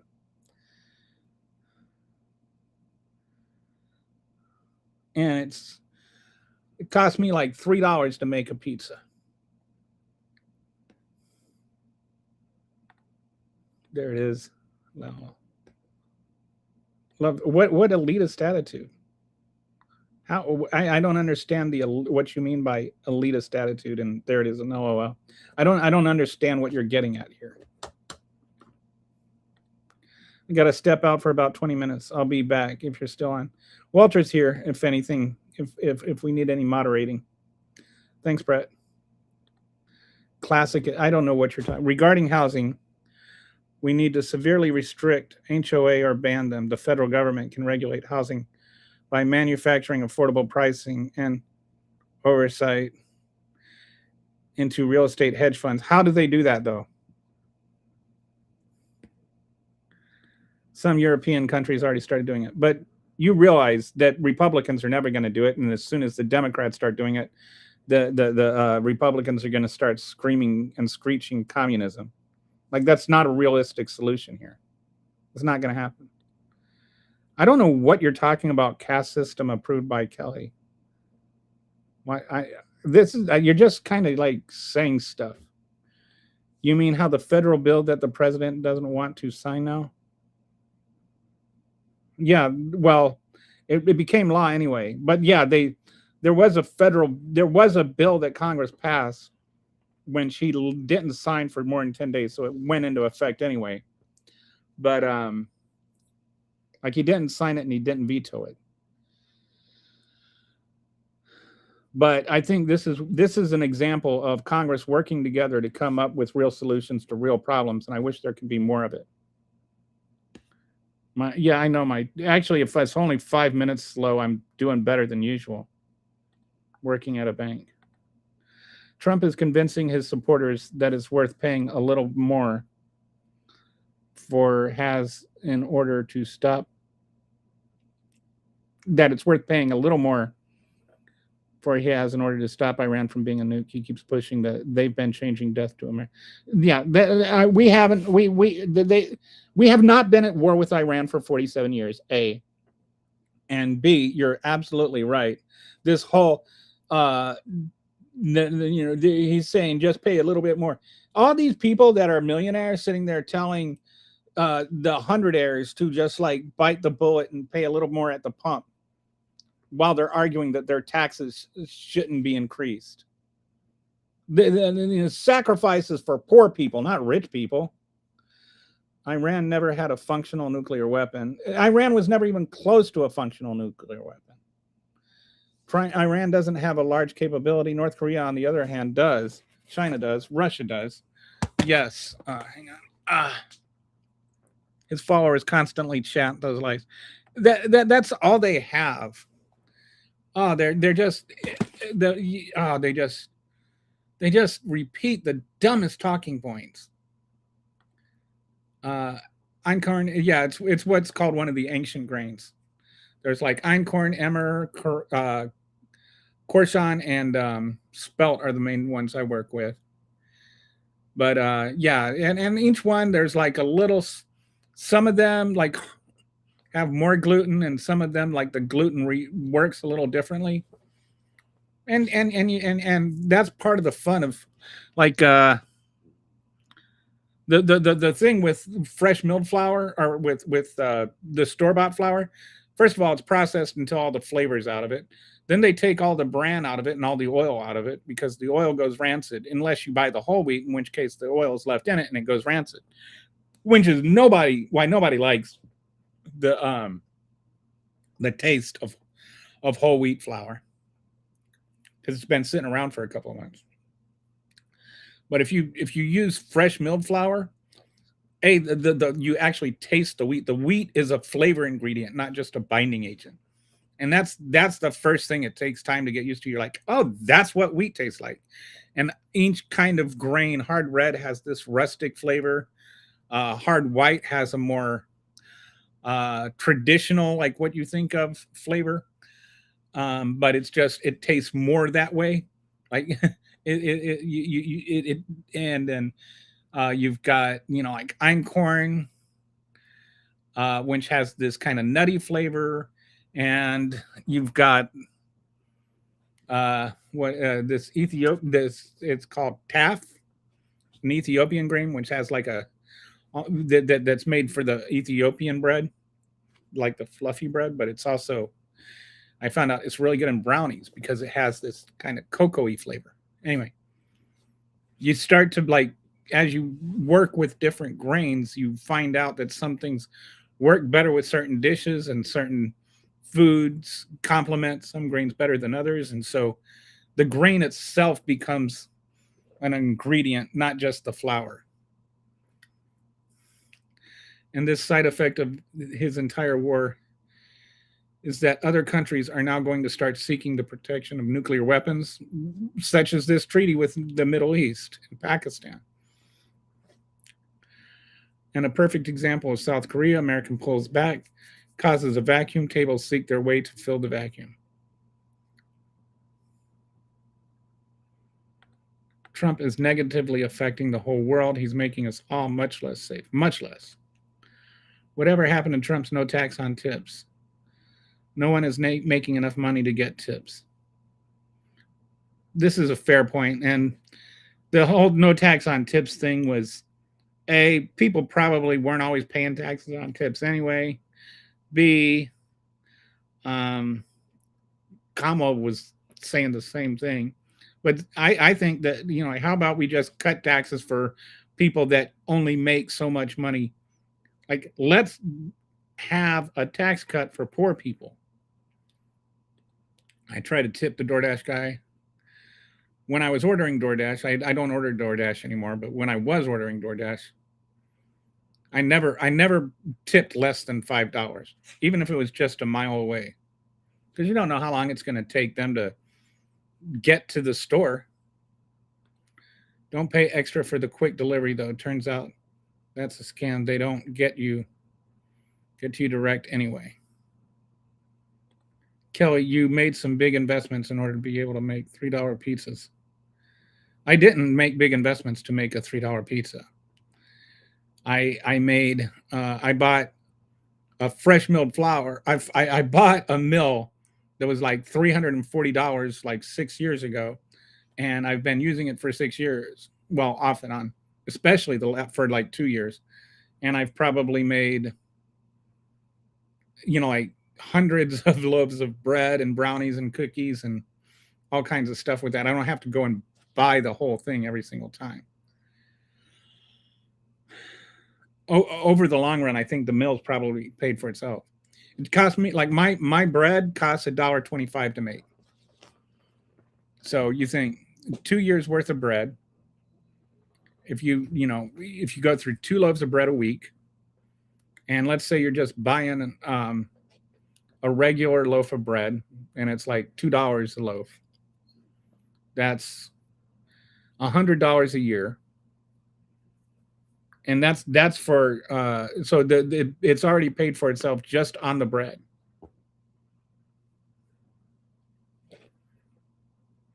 And I'm not eating like the cheap bread. I'm eating like my bread is healthier. Like it's organic.